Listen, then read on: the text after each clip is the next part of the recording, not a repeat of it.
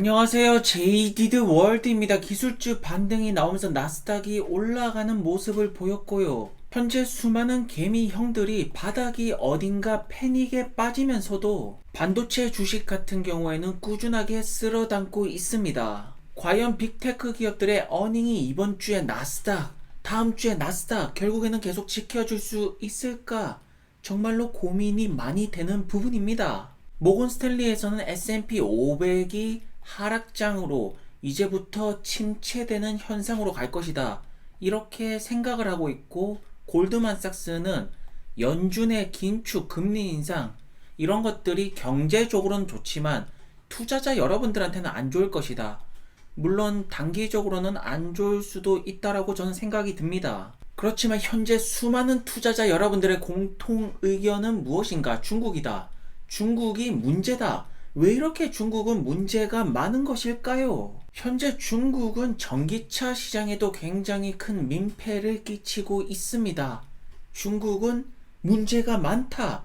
저는 그렇게 결론을 내리겠고요. 그리고 루시드 주가는 19.3에 마무리를 하였고, 사실 최근에 이제 이번 연도 들어서 많은 성장주들이 굉장히 많이 떨어지지 않았습니까? 루시드 주가가 힘을 못 쓰는 것은 사실이지만 기업의 펀더멘탈적인 부분, 성장 부분, 사실 저는 이 부분에서 문제는 없다라고 보고 있습니다.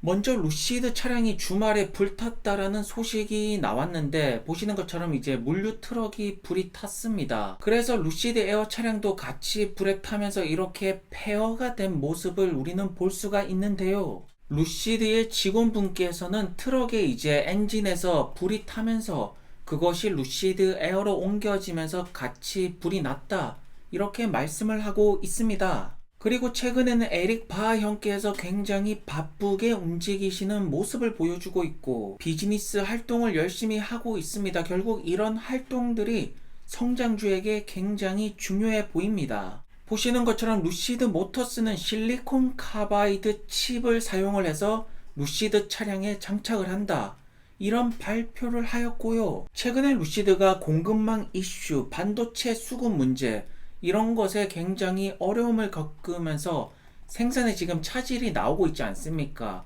그래서 이런 공급망을 점점 확대를 하면서 조금 더 안정적인 생산, 이렇게 조금씩 대량 생산에 다가가고 있다라고 저는 보여집니다. 루시드 유튜브 채널에서는 루시드 에어 차량 사용 방법에 대해서 이렇게 영상을 올렸지만 별다른 반응은 없고요. 그리고 루시드 유럽 시장이랑 중국 시장 진출에 조금 더 속도감을 보이는 것 같습니다. 2023년 중국, 이때를 우리는 주목을 해야 될 것입니다. 과연 소비자 여러분들은 벤츠 EQS, BMW i7, 루시드 에어 어떤 차량을 선택할 거라고 여러분들은 보십니까?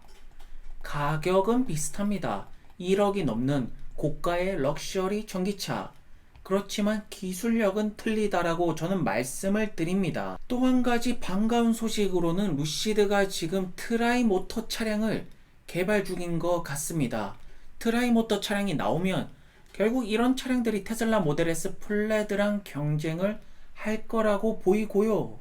트라이모터 차량에서 아마 엄청난 기술적인 진보된 모습, 정말로 1세대, 2세대, 정말로 엄청난 격차를 다시 한 번 더 증명하지 않을까, 저는 굉장히 기대가 됩니다. 그리고 여기 보이시는 이분께서 PIF 수장형이신데 2018년에 테슬라 인수하려고 했을 때도 테슬라 공장을 사우디로 가져오는 조건이 있었습니다.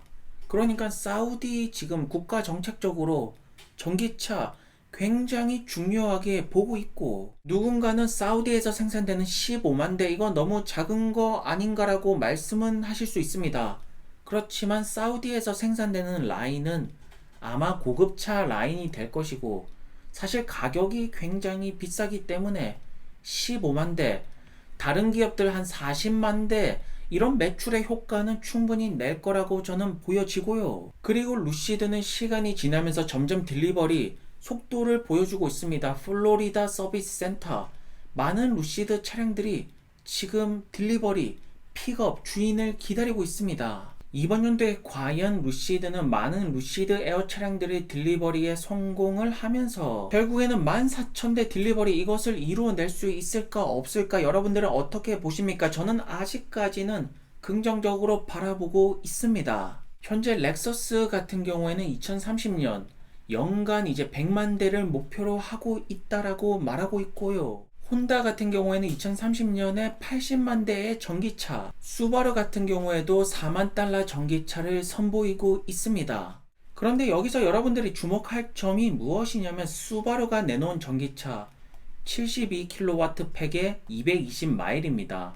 그러니까 렉서스, 토요타, 혼다, BMW 사실 이들이 만드는 전기차는 비슷비슷하고 훌륭하지가 않습니다. 결국 시간이 지나면 지날수록 좋은 전기차, 차별점을 가지는 전기차를 만든 기업들이 살아남을 수 있다라고 저는 이 생각은 확고하다라고 봅니다. 그리고 리비안 같은 경우에는 락업 해제를 현재 얼마 안 놔두고 있는 상태에서 굉장히 주가가 힘을 못 씁니다.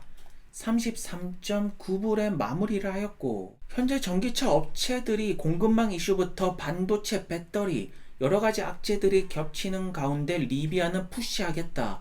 다 필요 없고 생산으로 보여주겠다. 강력한 의지를 보여주고 있고요. 사실 리비안 주주들의 입장에서는 이런 리비안 CEO의 강력한 의지 굉장히 칭찬해 드리고 싶다는 것이 아니겠습니까? 그렇다면 우리는 이쯤에서 현재 리비안의 위기의 상황, 과연 아마존이 리비안을 살려줄까? 아니면 버릴까? 우리는 이 부분에 대해서 한번 유념있게 살펴봐야 될 것 같습니다. 먼저 리비안의 창업자 RJ 스카린지, 현재 이 업계에서 제2의 제프 베조스다. 1990년대 악마 제프 베조스가 재현한 것 같다.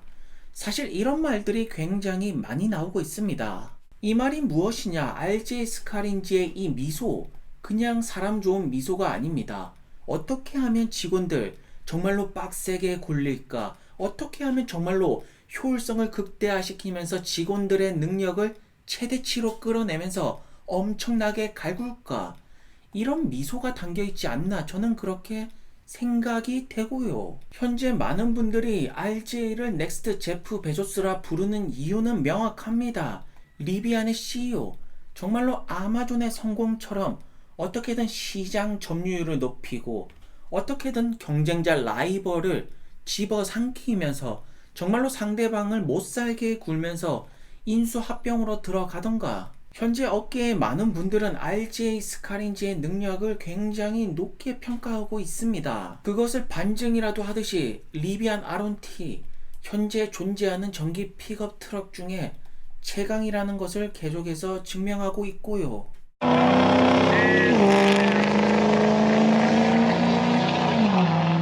그리고 아마존이 스텔란티스에서 딜리버리 밴 주문한 거 결국에는 AWS 선택을 위한 전략적인 파트너로 저는 보여집니다. 현재 아마존 같은 경우에는 물류트럭 자율주행 기업들 지분 인수, 많은 투자금 엄청나게 지금 올인하는 모습을 보여주고 있습니다. 그리고 현재 수많은 자율주행, 특히나 물류트럭 기업들이 AWS를 선택을 하고 있다.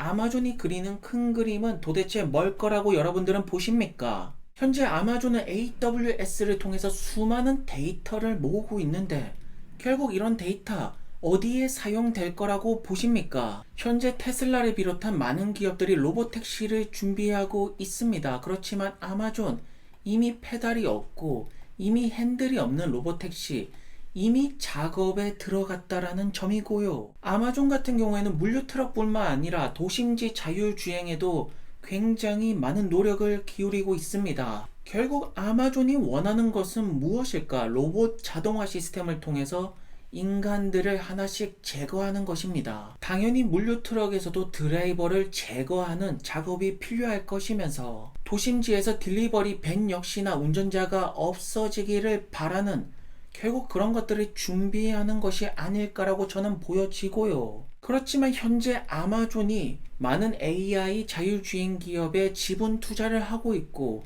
자동차 기업이랑 파트너십을 맺고 있고 결국 이런 활동들 AWS로 다 불러 모아와서 데이터를 모으기 위한 작업이 아닐까. 그렇지만 전기차 제조는 리비안 투자가 유일해 보입니다. 결국에는 아마존, 이 하드웨어 부분, 리비안 과연 포기할 수 있을 거라고 보십니까? 저는 여전히 리비안, 아마존이 살려줄 거라고 봅니다. 그렇지만 리비안이 넘어야 될 산이 있습니다. 포드. 이 거대한 벽을 리비안은 반드시 넘어야 될 것이면서 곧 있으면 F-150 라이트닝이랑 본격적인 전쟁은 시작이 될 것입니다. 확실히 미국 시장에서 전기 픽업 트럭 이 경쟁은 정말로 빡세 보이고요. 그렇지만 리비안의 전기 픽업 트럭이 미국 전역에 점점 빠르게 모습을 보이고 있습니다. 그리고 RJ 스카린지는 샌드 모드를 이제 OTA로 업그레이드를 시킬 거라고 말씀을 하고 있습니다. 리비안 역시나 시간이 지나면 지날수록 점점 더 좋은 차량이 될 것입니다. 당연하게도 전기차 시장은 시간이 지나면 지날수록 소프트웨어가 굉장히 중요해질 것이고 현재 소프트웨어 업데이트는 계속되고 있습니다. 그리고 저는 아마존과 리비안의 소프트웨어 콜라보레이션 정말로 큰 기대를 하고 있고요. 현재 많은 리비안 주주 여러분들은 주가가 떨어져서 굉장히 힘들지만 엄청난 점프가 나오기를 기대를 하면서 단기적으로는 40불은 적어도 넘어야 되지 않나 이런 말씀들을 하고 계십니다.